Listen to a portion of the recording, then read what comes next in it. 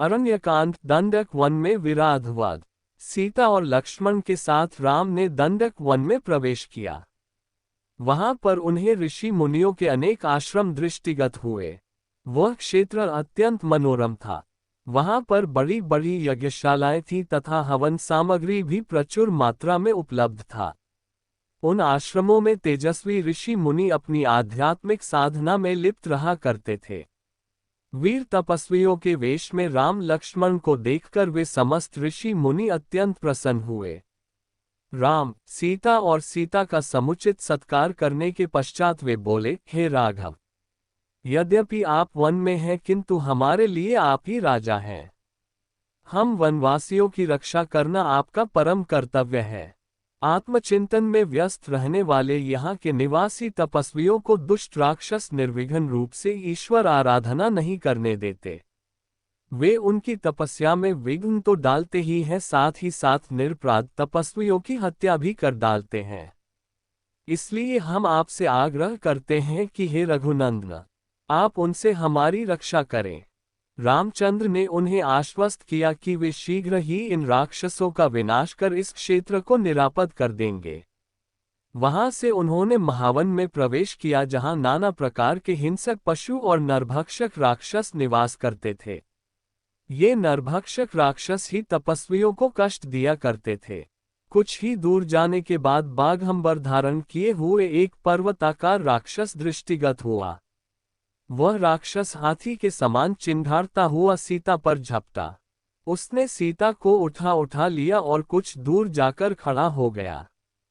उसने राम और लक्ष्मण को संबोधित करते हुए कहा, तुम धनुष बाण लेकर दंडक वन में घुस आए हो।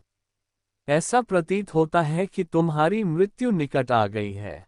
तुम दोनों कौन हो? क्या तुमने मेरा नाम नहीं सुना? मैं प्रतिदिन ऋषियों का मांस खाकर अपनी क्षुधा शांत करने वाला विराध हूं। तुम्हारी मृत्यु ही तुम्हें यहाँ ले आई है। मैं तुम दोनों का अभी रक्तपान करके इस सुंदर स्त्री को अपनी पत्नी बनाऊंगा। उसके दंभयुक्त वचनों को सुनकर राम लक्ष्मण से बोले, भैया, विराध के चंगुल में फंसकर सीता अत्यंत भयभीत एवं दुखी हो रही है। मेरे लिए यह बड़ी लज्जाजनक बात है कि कोई अन्य व्यक्ति उसका स्पर्श करे। पिताजी की मृत्यु तथा अपने राज्य के अपहरण से मुझे इतना दुख नहीं हुआ जितना आज भयभीत सीता को देखकर हो रहा है। मुझे ये भी नहीं सूझ रहा है कि इस दुष्ट से सीता की कैसे रक्षा करूं। राम को इस प्रकार दीन वचन कहते सुनकर लक्ष्मण ने क्रोध होकर कहा, भैया, आप तो महापराक्रमी हैं। आप इस प्रकार अनाथों की भांति क्यों बात कर रहे हैं? मैं अभी इस दुष्ट राक्षस का संहार करता हूं। फिर विराध से बोले, रे दुष्ट, अपनी मृत्यु के पूर्व तू हमें अपना परिचय दे और अपने कुल का नाम बता।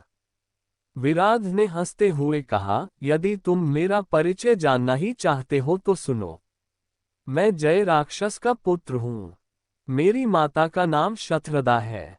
मुझे ब्रह्मा जी से यह वर प्राप्त है कि किसी भी प्रकार का अस्त्र शस्त्र न तो मेरी हत्या ही कर सकती है और न ही उनसे मेरे अंगों छिन्न भिन्न हो सकते हैं। यदि तुम इस स्त्री को मेरे पास छोड़कर चले जाओगे तो मैं तुम्हें वचन देता हूं कि मैं तुम्हें नहीं मारूंगा।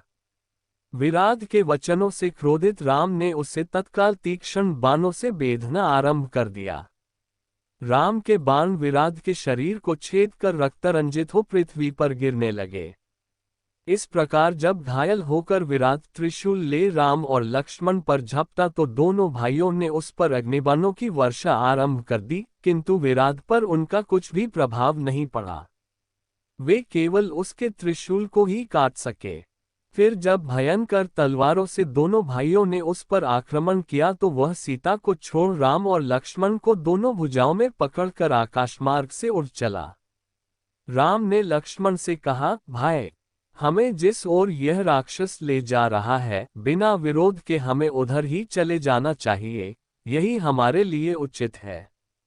विराध द्वारा राम लक्ष्मण को ले जाते देख सीता विलाप करके कहने लगी, हे राक्षसराज, इन दोनों भाइयों को छोड़ दो। मैं तुमसे प्रार्थना करती हूँ।